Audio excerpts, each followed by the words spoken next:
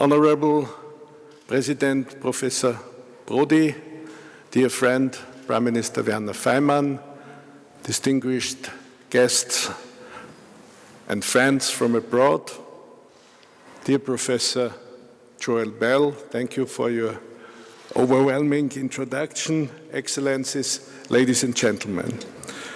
Let me join those who just have expressed their thankfulness and their positive recognition for the idea organizing this conference, this Vienna Congress, referring to the Congress of Vienna 200 years ago in 1815, when European leaders met in Vienna after a very turbulent time to re-establish order on a continent devastated by warfare.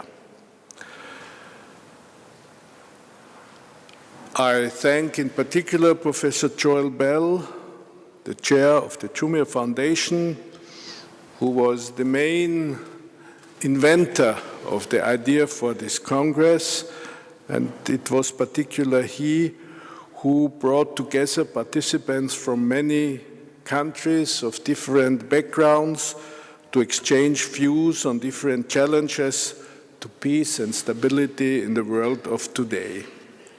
Unfortunately, Dr. Henry Kissinger, who was invited as a keynote speaker, as we have heard already, had to cancel his participation following the advice of his doctors.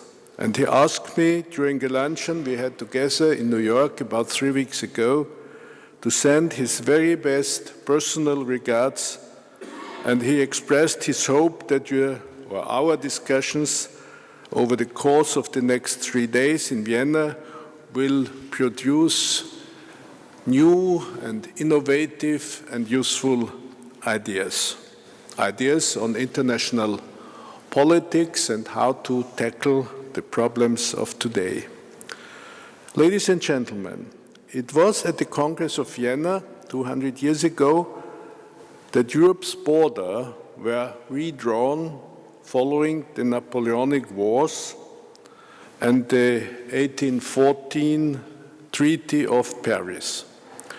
Regardless of all the unrest and difficulties in the 19th century, Europe, and the often re-emerging French-German rivalry, the Vienna Congress, after all, laid the ground for almost 100 years of relative stability in Europe until the beginning of World War I.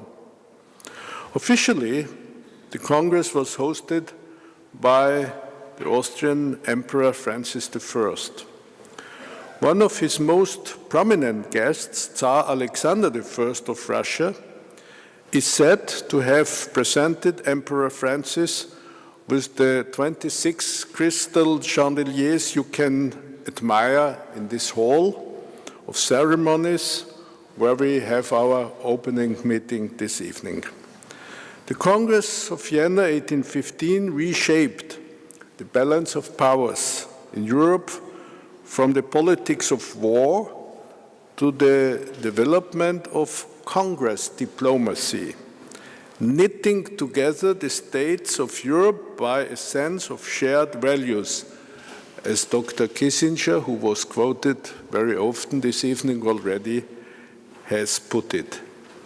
One of the differences between the Congress of Vienna 200 years ago and the one today is the increased level of interconnectedness of our world. Today's major powers cannot so easily develop strategies and structures to contain or prevent armed conflict by themselves. They alone cannot guarantee a stable and fair economic and financial framework or provide a healthy environment to the whole world. Other states, many other states, smaller and middle ones, emerged and have an important role to play as well. And they can do so especially in international fora.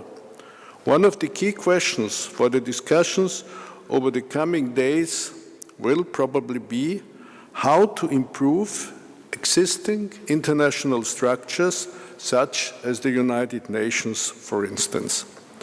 One necessary improvement is, without any doubt, a reform of the Security Council, reflecting today's political realities. Professor Prodi has spoken about the institutions in general terms. I think the Security Council reform is a key issue of effectiveness of the United Nations and of expanding the possibility of the United Nations. Ladies and gentlemen, even though we can look back at roughly 7 decades of peaceful development since 1945, we can all agree that Fukuyama's proclaimed end of history after '89 did not turn out to be the case. As a matter of fact, Europe and the world as a whole are probably facing more complex challenges than we did just 30 or 40 years ago. The war in Syria, violence in the Middle East, which I regret very much that there is no hope and no sign of compromising in the direction of a two-state solution, etc., etc. The situation in several African countries, the conflict in Ukraine, the threat posed by ISIS, are all just a few of the current conflict hotspots. As a result of a number of those current conflicts, the European Union and many other countries are facing an extraordinary challenge caused by the sudden and enormous increase of refugees and migrants coming via the Balkans and the southern Mediterranean route. Prime Minister Faymann has touched this issue. The majority is fleeing the war in Syria and the atrocities committed by ISIS in the region. Since the beginning of this year, hundreds of thousands of people have made their way to Europe. A number of European countries are particularly affected by this dramatic situation, as we have heard today already. We in Austria, we are expecting more than 80,000 applications for asylum in this year, 2015. The corresponding figure for 2014 was 28 applications, 28,000, 80,000. That means that Austria has one of the highest per capita rate of asylum applications among the 28 European Union member states, a figure similar to the figure that is expected in Germany, the percentage namely. Behind these numbers stand the individual and often traumatic fates of children, women and men, of families torn apart, of survivors of terrible circumstances and dangerous flight routes. The refugee crisis presents us with at least 3 main challenges. First of all, receiving and treating these refugees in a humane manner.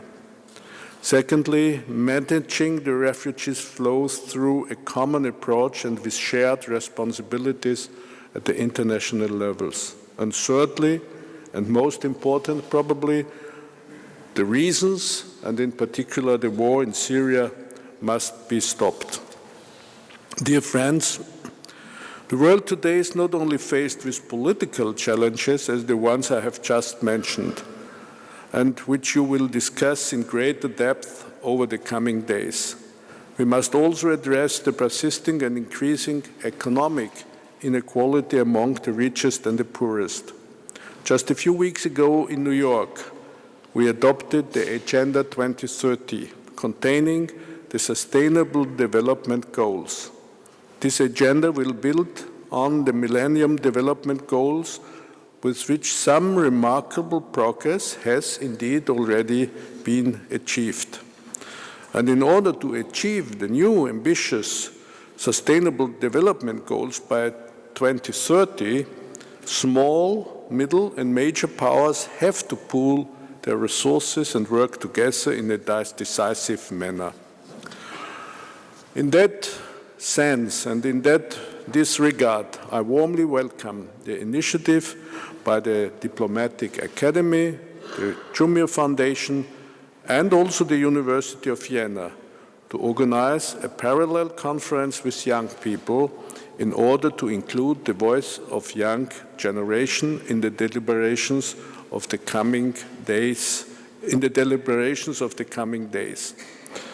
Distinguished guests, ladies and gentlemen, finally, I wish all of you a successful Congress in Vienna, and of course I also hope that you will have a pleasant stay in the city of Vienna, which is represented by Andi Mailat-Buconi, and in Austria, which is represented by our Prime Minister and myself, and have a good time here in this country, which is very much interested on peace and on peaceful developments. I thank you very much.